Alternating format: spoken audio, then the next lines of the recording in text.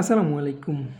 আ কিছুদিন পর আমরা দেখি আমাদের বাংলাদেশি পাসপোর্ট র‍্যাংকিংয়ে আগাচ্ছে, অত থেকে অততে আসতেছে।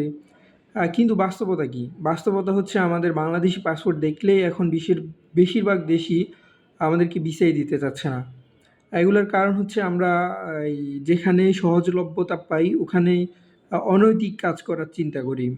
ইন্দোনেশিয়ায় গিয়ে, শ্রীলঙ্কাতে গিয়ে ওখানে নদীপথে মালয়েশিয়ায় ঢুকে। মালয়েশিয়ায় গিয়েও কি বৈধ হওয়ার সুযোগ আছে? না, ওখানে বৈধ হওয়ার সুযোগ নাই। ওখানেও অবৈধভাবে থাকতে হচ্ছে।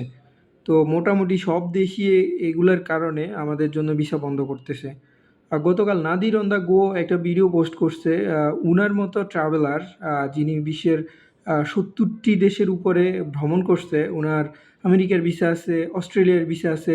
এরপরেও উনাকে অনেক দেশ থেকে ভিসা রিজেক্ট করতেছে। মূলত এইসব কারণেই। এগুলা এভাবে চলতে থাকলে কিছুদিনের ভিতরে ধারণা করা যায় বিশ্বের প্রায় সব দেশই আমাদের জন্য ভিসা বন্ধ করে দিবে। তো এগুলা নিয়ে সরকার যদি কঠোর হস্তে এগুলা দমন করতে না পারে তাহলে আমাদের আর কিছুই করার নাই। আমাদের ভিসা বন্ধ হবে।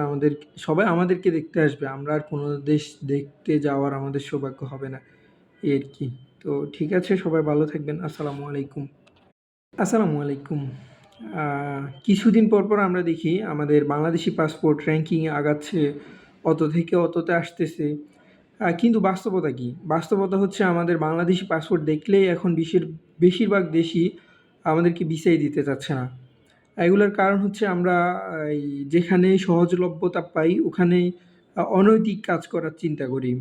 ইন্দোনেশিয়ায় গিয়ে, শ্রীলঙ্কাতে গিয়ে ওখানে নদীপথে মালয়েশিয়ায় ঢুকে। মালয়েশিয়ায় গিয়েও কি বৈধ হওয়ার সুযোগ আছে? না, ওখানে বৈধ হওয়ার সুযোগ নাই। ওখানেও অবৈধভাবে থাকতে হচ্ছে। তো মোটামুটি সব দেশই এগুলার কারণে আমাদের জন্য ভিসা বন্ধ করতেছে। গতকাল নাদির অন দ্য গো একটা ভিডিও পোস্ট করছে। উনার মতো ট্রাভেলার যিনি বিশ্বের ৭০টি দেশের উপরে ভ্রমণ করছে। উনার আমেরিকার ভিসা আছে, অস্ট্রেলিয়ার ভিসা আছে। এরপরেও উনাকে অনেক দেশ থেকে ভিসা রিজেক্ট করতেছে। মূলত এইসব কারণেই। এগুলা এভাবে চলতে থাকলে কিছুদিনের ভিতরে ধারণা করা যায় বিশ্বের প্রায় সব দেশই আমাদের জন্য ভিসা বন্ধ করে দিবে। তো এগুলা নিয়ে সরকার যদি কঠোর হস্তে এগুলা দমন করতে না পারে তাহলে আমাদের আর কিছুই করার নাই। আমাদের ভিসা বন্ধ হবে।